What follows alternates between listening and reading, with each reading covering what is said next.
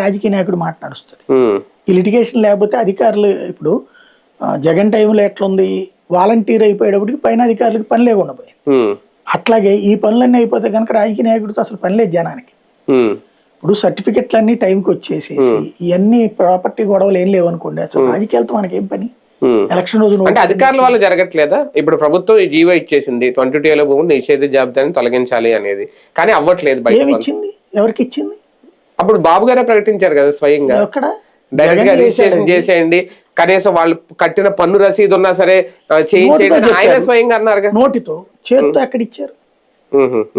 అది కదా సమస్య. చేతితో ఇస్తే పరిష్కారం అవుతుంది, నోటితో ఇస్తే ఎట్ట పరిష్కారం అవుతుంది? అందుకే అధికారులు కూడా చేయట్లేదు, అందుకే ఇబ్బందులు పడుతుంది. నోటితో చెప్తే ఎట్ట చేస్తారు అక్కడ? కానీ ఉద్యమానికి ఆదరణ కూడా రావట్లేదు ఎందుకు? ఏబి వెంకటేశ్వర గారు బేసిక్ గా సమస్య ఏంటంటే లేబర్ వీళ్ళ అన్ని పట్టా భూములు వాటిట్లో ఈ గొడవలు ఏం లేవు. అవును, అవి లేవు. ఈ ఎవరు మధ్య తరగతి, ఎగువ మధ్య తరగతి, అవును, తరతరాల ఆస్తులు వీళ్ళందరూ ఇప్పుడు 50 ఏళ్ళు 40 ఏళ్ళు పైన ఉండేవాళ్ళు ఉంటారు. వాళ్ళు ఏం తిరుగుతారు ఇక్కడ?